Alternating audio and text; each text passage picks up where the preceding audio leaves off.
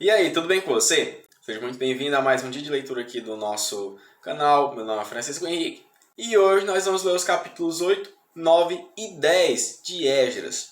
Hoje a gente está fazendo 232 dias que começamos o nosso plano de leitura anual e também hoje é o nosso último dia de leitura aqui no livro de Esdras, tá certo? Então, mais uma vez, se você está aqui com a gente desde o começo, parabéns. Foi um livro mais curto, né, mais pequeno, mas glória a Deus por isso.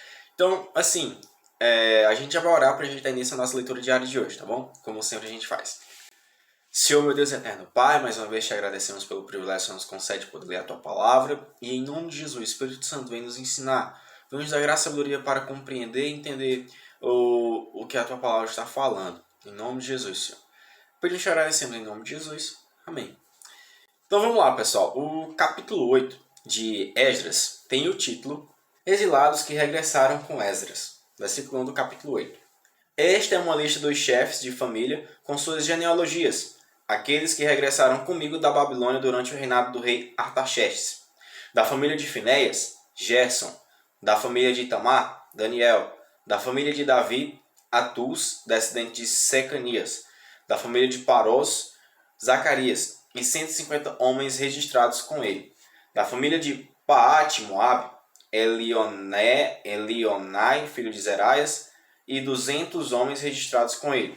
Da família de Zatu, Secanias, filho de Jaaziel, e 300 homens registrados com ele.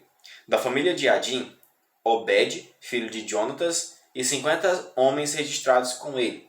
Da família de Elão, Jesaías, filho de Atalias, e 70 homens registrados com ele.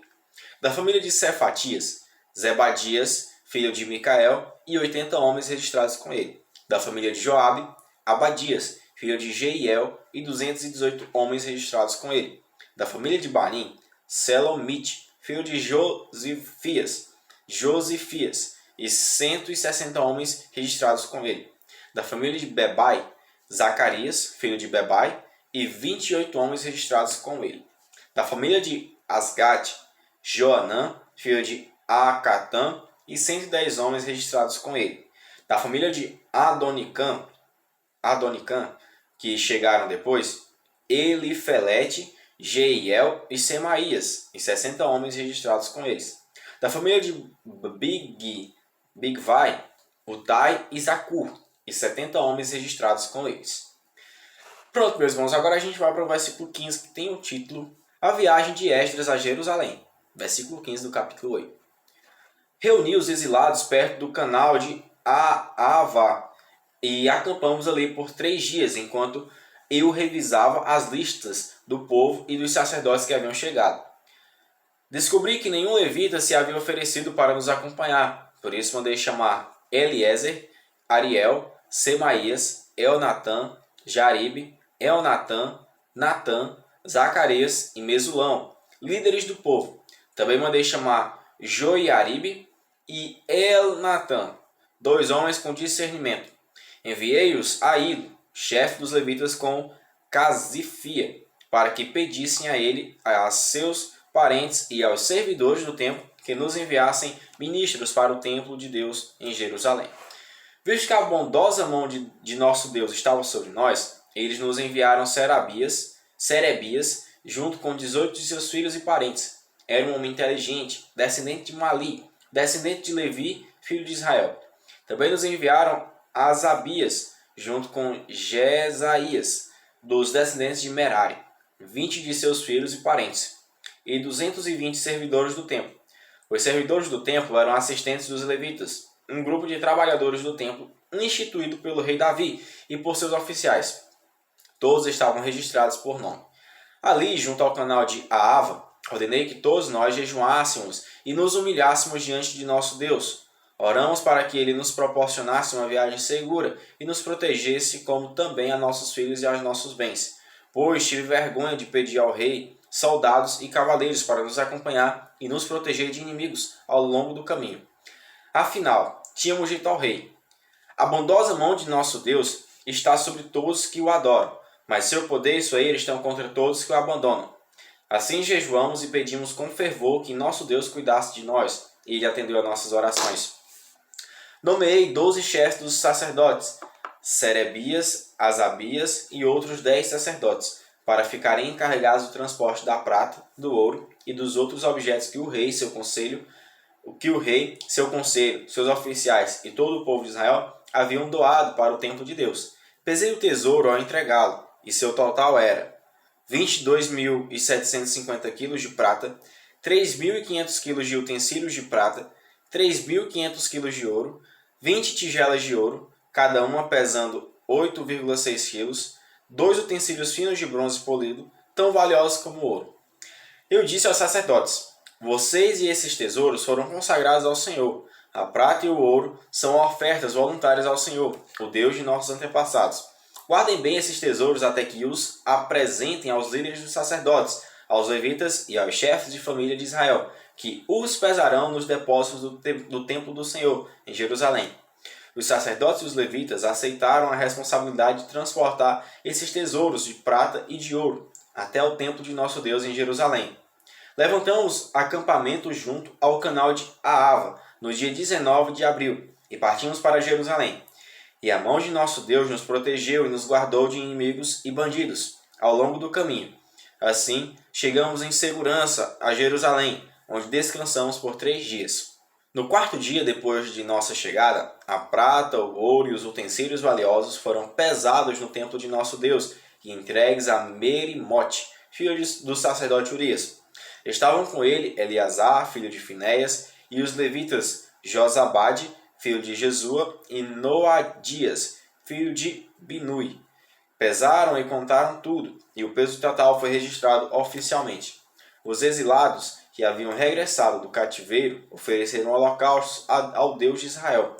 Apresentaram 12 touros por todo o povo de Israel, 96 carneiros e 77 cordeiros. Também apresentaram 12 bodes como oferta pelo pecado. Tudo isso foi oferecido como holocausto ao Senhor. Os decretos do rei foram entregues aos oficiais que ocupavam os cargos mais elevados e aos governadores da província a oeste do rio Eufrates, que passaram a apoiar o povo e o templo de Deus. Pronto, meus irmãos, no versículo 36 nós terminamos o capítulo 8 e agora a gente vai para o capítulo 9, que tem o título A Oração de Esdras a respeito dos casamentos mistos. Versículo 1 do capítulo 9. Depois que essas coisas foram feitas, os líderes judeus vieram e me disseram: muitos israelitas e até mesmo alguns sacerdotes levitas não se mantiveram separados dos outros povos que habitam nesta terra. Adoraram as práticas detestáveis dos cananeus, dos hititas, dos ferezeus, dos jebuseus, dos amonitas, dos moabitas, dos egípcios e dos amorreus. Os homens de Israel se casaram com mulheres desses povos e as tomaram como esposas para seus filhos. A descendência santa se contaminou por meio desses casamentos mistos. E pior ainda, os líderes e os oficiais foram os primeiros a cometer essa infidelidade. Quando ouvi isso, rasguei minha túnica e meu manto, arranquei cabelos da cabeça e da barba e me sentei absolutamente pasmo. Então todos que tremiam diante das palavras de Deus, do Deus de Israel, vieram e sentaram-se comigo por causa dessa infidelidade cometida pelos exilados que haviam regressado. E fiquei sentado ali, atônito, até o sacrifício da tarde. Na hora do sacrifício, levantei-me de onde havia sentado em lamentação, com as roupas rasgadas. Caí de joelhos, ergui as mãos ao Senhor meu Deus e orei. Ó meu Deus, estou profundamente humilhado e tenho vergonha de levantar meu rosto para ti, pois nossos pecados se elevam acima de nossa cabeça e nossa culpa chegou até os céus. Desde os dias de nossos antepassados até agora, temos vivido cheios de pecado. Por isso nossos reis e nossos sacerdotes fomos entregues nas mãos dos reis da terra. Fomos mortos, capturados, roubados e desprezados, como acontece hoje. Agora, porém, a graça do Senhor nosso Deus foi concedida por um breve momento. Ele permitiu que alguns de nós sobrevivêssemos como um remanescente e nos deu segurança neste lugar santo. Nosso Deus iluminou nossos olhos e nos concedeu um pouco de alívio de nossa escravidão. Éramos escravos, mas em seu amor leal, nosso Deus não nos abandonou na escravidão. Em vez disso, fez os reis da Pérsia nos tratarem com bondade. Ele renovou nossas forças para que reconstruíssemos o templo de nosso Deus e restaurássemos suas ruínas. Deu-nos um muro de proteção em Judá e em Jerusalém. Agora, ó nosso Deus, o que podemos dizer depois de tudo isso? Pois mais uma vez abandonamos teus mandamentos. Tu nos advertiste por meio de teus servos, os profetas, quando eles disseram: a terra que estão entrando está inteiramente contaminada pelas práticas detestáveis dos povos que nela habitam. Está cheia de corrupção, de uma extremidade à outra. Não permitam que suas filhas se casem com os filhos deles, nem tomem as filhas deles como esposas para seus filhos. Jamais promovam a paz e a prosperidade dessas nações. Se seguirem essas instruções, serão fortes, desfrutarão das coisas boas que a terra produz e deixarão essa prosperidade como herança para seus filhos para sempre. Tudo que nos aconteceu é castigo de nossa maldade, de nossa grande culpa. Ainda assim, recebemos um castigo muito menor do que merecíamos, pois tu, nosso Deus, permitiste que alguns de nós sobrevivêssemos como um remanescente. E, no entanto, quebramos teus mandamentos outra vez e nos casamos com pessoas que praticam essas coisas detestáveis. Acaso tua ira não será suficiente para nos destruir, a ponto de não sobreviver nem mesmo este pequeno remanescente? Ó Senhor Deus de Israel, tu és justo. Aqui estamos diante de ti com nossa culpa, um mero remanescente que escapou. Embora por sermos culpados, nenhum de nós tenha o direito de estar em tua presença. Pronto, meus irmãos, no versículo 15 nós terminamos o capítulo 9. Agora a gente vai para o capítulo 10, que tem o título O povo confessa seu pecado. Versículo 1 do capítulo 10. Enquanto Esdras orava e fazia essa confissão, chorando e com o rosto no chão diante do templo de Deus, uma grande multidão de israelitas, homens, mulheres e crianças, se reuniu e chorou amargamente com ele. Então Secanias, filho de Jeiel, descendente de Elão, disse a Esdras: fomos infiéis a nosso Deus, pois nos casamos com mulheres estrangeiras dos povos dessa terra. Apesar disso, há esperança para Israel. Façamos agora uma aliança com nosso Deus, afirmando que nos divorciaremos de nossas esposas estrangeiras e as mandaremos embora com seus filhos. Seguiremos seu conselho e o conselho dos outros que tremem diante dos mandamentos de nosso Deus.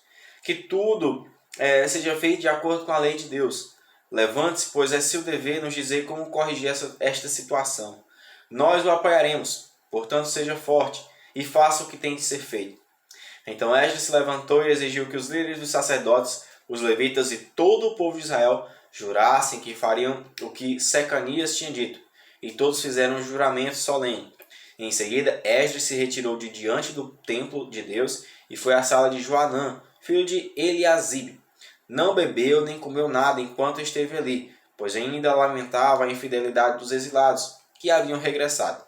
Depois disso, foi feita uma proclamação por todo o Judá e Jerusalém para que todos que vieram do exílio se reunissem em Jerusalém.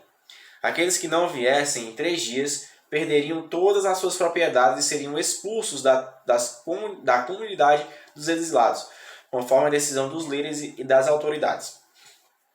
Dentro de 3 dias, todo o povo de Judá e de Benjamim havia se reunido em Jerusalém. A reunião aconteceu no dia 19 de dezembro, e todo o povo estava sentado na praça diante do templo de Deus. Tremiam por causa da seriedade do assunto e porque chovia. Então o sacerdote Esdras se levantou e disse: vocês agiram de modo infiel. Aumentaram a culpa de Israel ao se casar com mulheres estrangeiras. Agora confessem seu pecado ao Senhor, o Deus de seus antepassados, e façam o que agrada a Ele. Separem-se do povo da terra e dessas mulheres estrangeiras.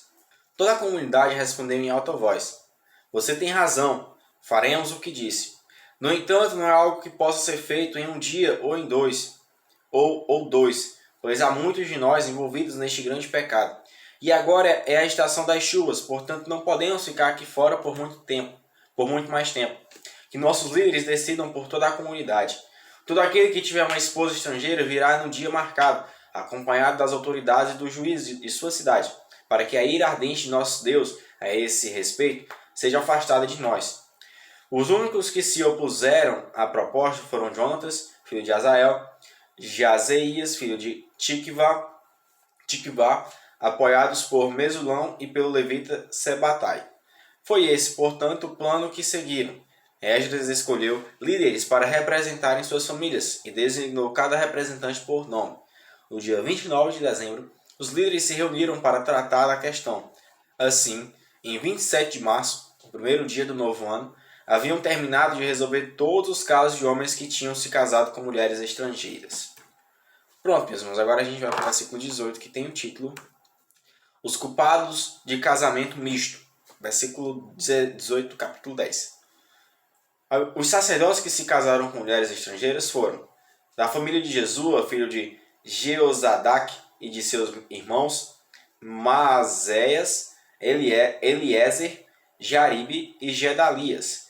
Assumiram o compromisso de divorciar-se de suas esposas e cada um ofereceu um carneiro como sacrifício por causa de sua culpa. Da família de Imer, Anani e Zebadias. Da família de Arém, Maazéias, Elias, Semaías, Jeiel e Uzias. Da família de Pazur, Elionai, Maazéias, Ismael, Natanael, Josabade e Elasa. Os levitas culpados desse pecado foram Josabade, Simei, Quelaías, também chamado de Quelita, Petaías, Judá e Eliezer. O cantor culpado desse pecado foi Eliasibe. Os porteiros culpados desse pecado foram Salum, Telém e Uri. Os outros israelitas culpados desse pecado foram da família de Parós, Ramaías, Gesias, Malquias, Miamim, Eleazar, Malquias e Benaia. Da família de Elão, Matanias, Zacarias, Jeiel, Abidi, Jerimote e Elias. Da família de Zatu, Elionai, Eliasibe, Matanias, Jerimote, Zobade e Aziza. Da família de Bebai, Joanã, Ananias, Zabai e Atlai. Da família de Bani, Mesulão, Maluque, Adaías, Jazube, Seal e Jerimote. Da família de Paate, Moabe, Adiná, Quelau, Benaia, Maazéias, Matanias, Bezaleel, Binuí e Manassés. Da família de Arim, Eliezer, Isias, Malquias, Semaías, Simeão, Benjamim, Maluque e Semarias. Da família de Azum, Matenai, Matatá, Zabade, Elifelete, Jeremai, Manassés e Simei. Da família de Bani, Maldaí, Anrão, Uel, Benaia, Bedias, Queluí, Vânias, Merimote, Eliasibe, Matanias, Matenai e Jaazai. Da família de Binui, Simei, Selemias, Natã, Adaías, Maquinadibai, Sazai, Sarai e Azarreel, Selemias, Semarias, Salum, Amarias e José.